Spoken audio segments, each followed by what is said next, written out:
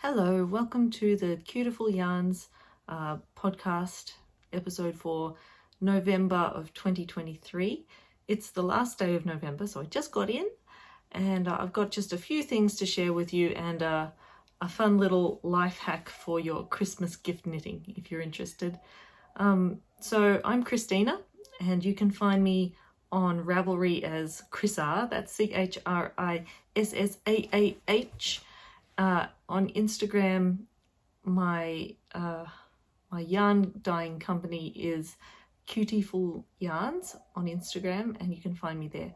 And I sell those yarns on Etsy as Cutieful Yarns. So anyway, I've just got a little bit of knitting to show you and life stuff to tell you about. We just got back from a trip overseas. We went to Japan with my two kids, my 7-month-old baby and my 3-year-old daughter, and we went with my mum as well. We went to Japan. We've been a few times before, but never with kids and never with mum. So we went and it was a really fun time. It was pretty hot at first, but then I needed my woolies. So I took my Alpenglow. This is my Alpenglow. Isn't it nice? You can't quite see the ribbing, but there it is.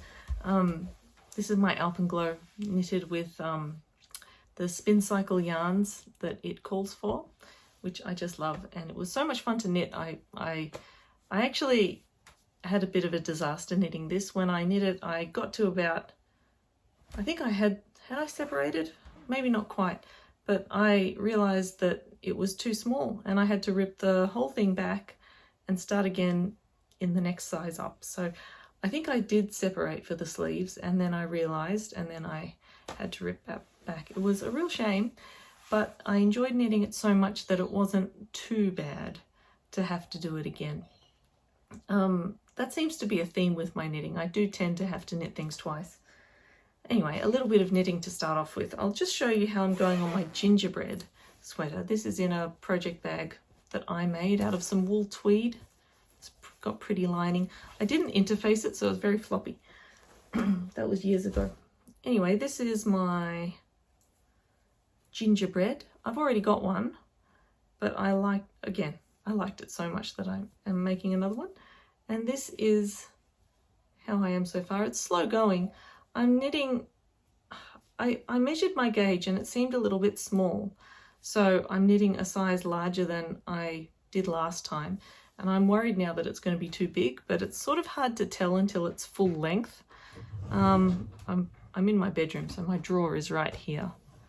Here is my other gingerbread, and I wear this, in winter, I wear this all the time. It's the end of November, so it's nearly summer. So it's got a bit of maybe baby food on it. That's a bit gross. Anyway, that's my old gingerbread, and it's just very boxy and fluffy and warm and so soft. And with this first one, I knitted it in a dark coloured merino and a lighter coloured mohair, and I didn't intend to do that, but when I bought the mohair it was just a bit of a different colour than the merino, and I liked the effect a lot, so I'm doing that again with this. So you can see the light blue and the dark blue. I'll show you the yarns. There's this and this, and this is Bishes and Bushes or something, silk and mohair, and this is Quince and Co. Finch in the colour Delft, which is a funny word. And I've had to buy another skein of that Quince and Co.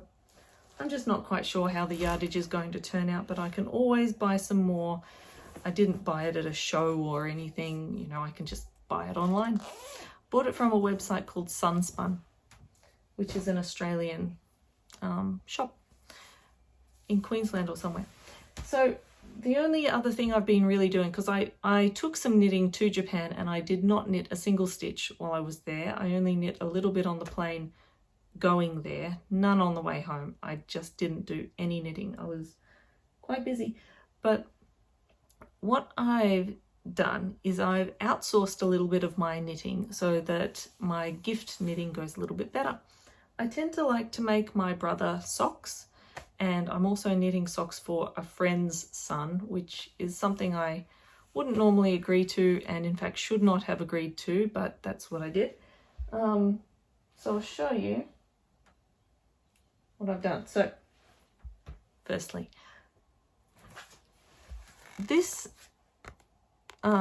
lady Madeline, Mad About You, she has a sock knitting machine, one of those hand crank sock knitting machines, and she has the service of cranking you a sock tube.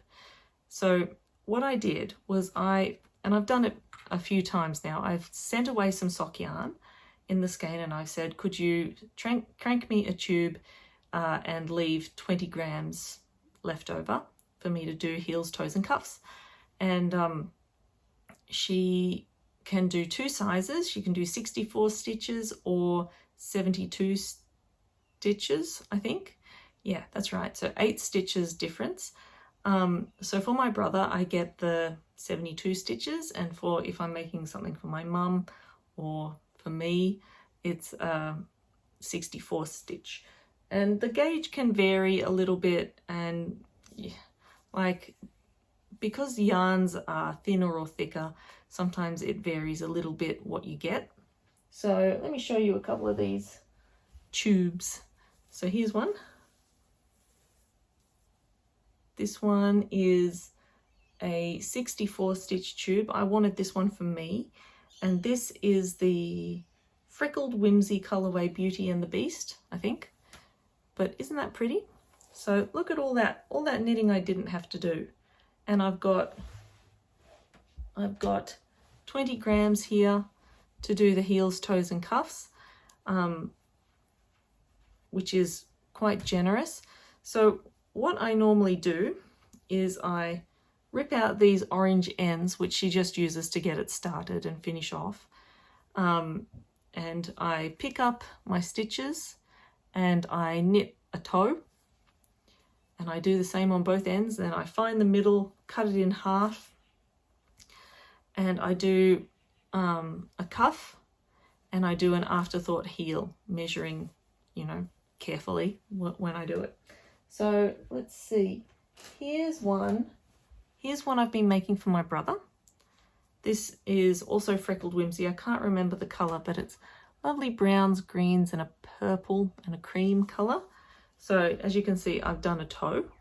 So I just picked up around there and knit using a 4-3-2-1 heel, which is, knit 2 together, decrease at each end basically, then knit 3 rows, then decrease at each end, then knit 2 rows, decrease at each end, knit 1 row, and do that a few times and then decrease every row. So you get this nice kind of curved shape instead of a straight one. So I've actually done both toes.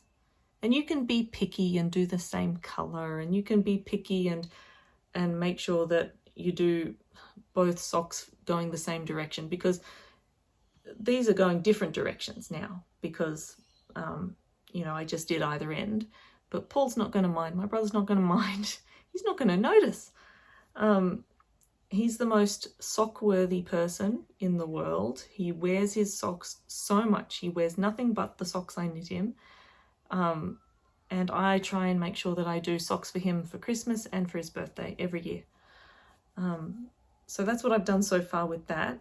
Next, I might do the heels as well, because that will look funny to have heels and toes on a continuous sock. So that's one that I'm working on. The tricky part is always measuring. You need to measure your person's foot. You need to measure your gauge.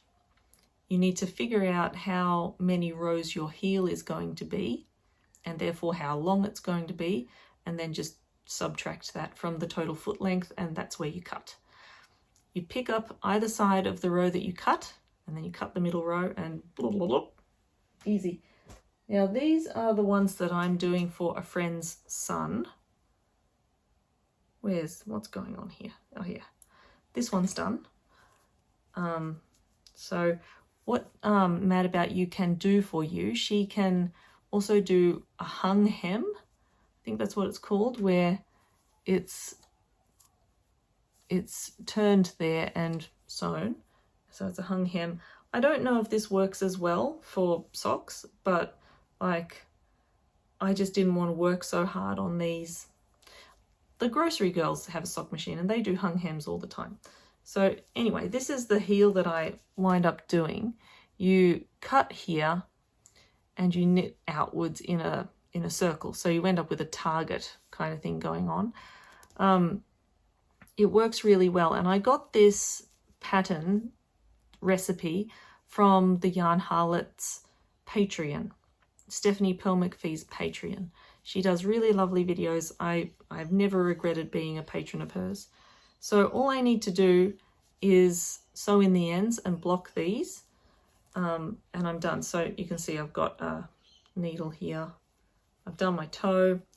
So these ones are pretty well done. The other sock, I think I need to do like 2 more rows on the heel and graft. I graft with Kitchener stitch, and that's the sock. And just sew in the ends and block it. I think I do need to block these ones. I wouldn't normally block socks because they just get washed and worn, don't they? But when Madeline, Mad About You, sends them, she sends them nicely folded, and maybe she blocks them, I don't know. But they wind up with a very strong crease down the side. Now, the knitting is not any different on the sides because it's a round knitting machine, so there's no ladder or anything, but it's just being creased. And with this particular pair, I happened to pick up the toe a little bit skew-if from the crease, and that means it's looking a bit funny. Anyway, I need to fix that. And then they're done, and I can finally give them to my friend and work on something that I actually want to do. You know the feeling. I'll show you a couple of the other ones that I've had cranked. I've had this one, and this is a sparkly yarn. Don't know if you can see the sparkles, but it's quite sparkly, and I can't remember what this yarn is, but I think it's a local to me hand dyer, not me, but it is local to me, and it's very pretty, isn't it? Purples, browns, pinks, and white. And I wanted these for me, but I haven't done it. I tend to send off some hanks of yarn to Madeline every so often when I feel like my sock yarn stash is getting a little bit out of control. And I think I've got to do something about this. So that's one, and I've got a couple more here. And these are both from Mustache Yarns. And oh, I forgot to say, this one is Mustache Yarn as well, and it's in like Dark Side of the Moon or something. It's that Pink Floyd album cover reference. So what you can do if you have a skein of 2 identical skeins twisted together, which the mustache must match is, she can crank 2 tubes and make 2 10-gram minis for you to knit the rest from. So that's what this is. And because of that, these are identical. And this is Mustache Yarns Exploding Rainbow. And I wanted these for me, but I'm not sure if I do now. I don't know. I don't like it as much as I thought I would. Maybe I'd like it more if I had been knitting it by hand. But anyway, that's one. And the other one is this one, which is also Mustache Yarns, and it's Unicorn Apocalypse. So that's another mustache must match skein of yarn, and she did that for me recently. So I think that's all of my little skeins. Oh, and this one, this yarn, the sparkly one, was VK Yarns. Don't know if that's local or not. I think it is. Colourful hand-dyed cotton and wool to feed your creative spirit in the colour Galaxy. So pretty. Yes, it's Australian. So that's what I've been doing to try and minimise my Christmas sock knitting. It's a little bit of a cheat, but you still do get the fun bit of making a heel and making a toe, and the less fun bit of doing a cuff. So if you like misery, you still get to do the cuff, and if you like fun, you still get to do the heel and the toe. And you don't have to do the boring bit of knitting the plain sock. I do have a pair of socks on the needles because I actually do like just having something small to knit, and that's just for me, and I'm knitting just a plain tube until I'm close to the end, and then I'll do ribbing. I've got 2 identical skeins, and I showed that to you last time. I don't have it in here. So that is what I've been doing. I'll show you one thing I got in my stash recently. So the lovely Dr. Gemma recently had her cognitive fiber retreat in California, and she had it while we were away in Japan. Not that I would have been able to go because I've got a baby and a toddler, and I could have moved heaven and earth, but I went to Japan instead, which was fun. So I sent her some lovely mini skeins to put in her goodie bags, which she did, and that was a really nice thing to do. But anyway, she had her friends at Dizzy Blonde Studios make a special cognitive fiber retreat color, and I bought it, and it came, and here it is, came with a little stitch marker. This is the Sea Glass colorway by Dizzy Blonde Studio. It's got that lovely little stitch marker too, which is very pretty and matches perfectly with the skein.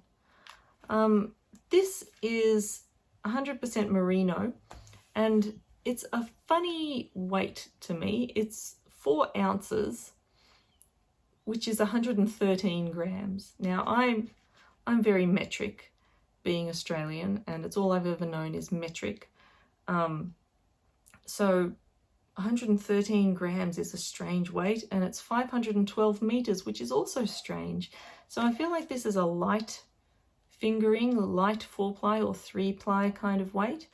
I don't know what to make with it. Another lady involved with the Cognitive Fiber Retreat, Brenda, she made a pattern called the Sea Glass Shawl, and that should be coming out in the next few days. I might do that, or I might not.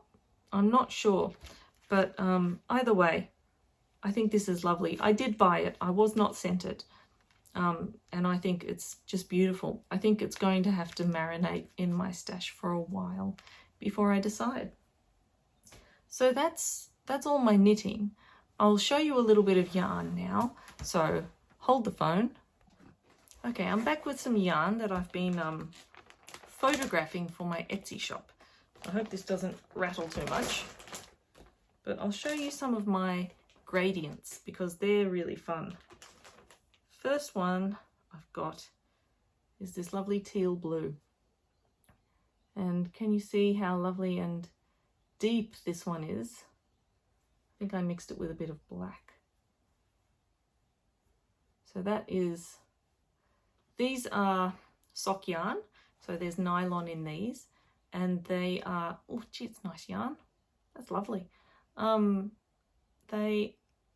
What was I going to say? Oh yeah, they're 50 grams each skein, so 200 grams altogether, 800 meters because they're 400 meters per 100 grams. So I've got 2 of each set, so they wouldn't be, one set is not enough to do a geo gradient, you know, the Stephen West design, but still it's enough for something. I'll show you that one next because that one's my prettiest one, I think. The next one I'll show you is this orangey one. Orangey red. Isn't that fun and bright? So you can see it goes from almost red down to yellowy, golden yellow, with oranges in the middle. That's quite pretty. Oh, I called that one fire. The blue one is water. The red one is fire. And this one is heart. So I love this color. This has got flecks of red and pink in it. Sorry about my lighting. I'm not in my normal place today. And there, aren't they pretty? This one's heart, and the astute among you may know that those are the Planeteers from Captain Planet. I only need wind and earth, and I've got all 5. I'm a child of the 90s and I really loved that show. So those are my gradients. That one's really pretty, isn't it? Maybe I'll just keep them. No, I shouldn't do that. Then I've got my 8 plies, which I might show you. I've just got them loosely skeined up because I was photographing these. Red, rusty orange. Where's my gold? Yeah, gold. They're pretty together, aren't they? Green. That's a dark green. I wish the light was better. This is a purpley blue, but it is the blue colour. And this is the purple colour. Oh, they look so similar, but they're not the same. And the lovely deep red burgundy colour. It's got pinks in there too. And then I've got my mohairs, which are super fluffy and delightful. I wonder if I might just turn off the light. Let's see, is that better? That's much better. So these mohairs are really fun, beautiful. These are all up in the Etsy shop now. So you can go and look at them.